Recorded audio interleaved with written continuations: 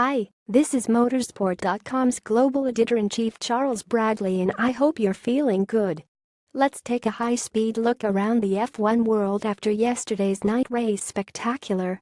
Verstappen accuses not clever Vettel over start clash. Max Verstappen says Sebastian Vettel was the main driver at fault for the Singapore Grand Prix Formula One start crash. Verstappen was pinched between the Ferraris of Vettel and Kimi Räikkönen on the run to the first corner, causing all three cars to collide and resulting in a secondary incident that also collected Fernando Alonso. When asked by TV crews who was to blame for the crash, Verstappen said mainly Sebastian. "He started squeezing me, maybe he didn't see Kimi on the left.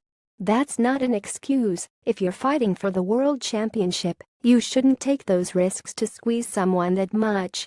What does he expect when you're fighting for a world championship? You shouldn't do that. It was not very clever."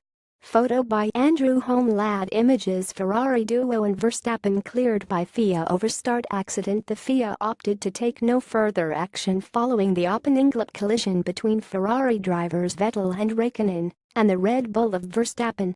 Vettel, Verstappen and Räikkönen were going three wide for the lead of the race on approach to turn 1 when the Red Bull driver was squeezed between the two Ferraris, eventually making contact with Räikkönen on his left. The Finn spun, his Ferrari hitting that of his teammate Sebastian Vettel and then collecting Verstappen and the bystander McLaren of Fernando Alonso at turn 1. Photo by Sutton. Images Vettel baffled by first lap Singapore accident. Vettel says he does not know what happened in the start crash involving both Ferraris, Verstappen, and Alonso.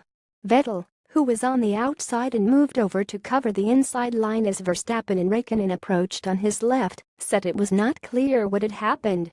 "I don't know, I didn't see that much," Vettel told TV crews when asked to describe the accident. "I had an average start and then went to the left trying to fend off Max, and the next thing I get a bump on the side and see Kimi's car. That's how this business is, and we'll move on. It doesn't change much."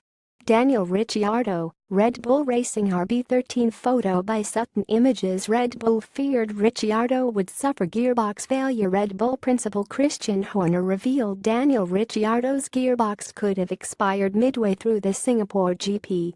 While the Red Bull RB13 had looked considerably the quicker car compared to the Mercedes W08 for most of the Singapore weekend, Ricciardo couldn't mount a victory challenge to Lewis Hamilton and was forced to settle for second place. Horner revealed after the race that the Australian driver was held back by having to manage a gearbox issue the team had discovered early on. "Even before the first safety car, we could see we're losing an awful lot of oil pressure in the gearbox," said Horner. "So we were thinking, crikey, this is only going to go to half distance." So Daniel had instructions to start managing that, and he had to sacrifice lap time from doing that. He did that incredibly well and managed to nurse the car home for almost another hour and a half. Essential viewing behind the scenes as Ferrari dominated Singapore qualifying. That's it for today's Motorsport debrief. We'll be back again tomorrow.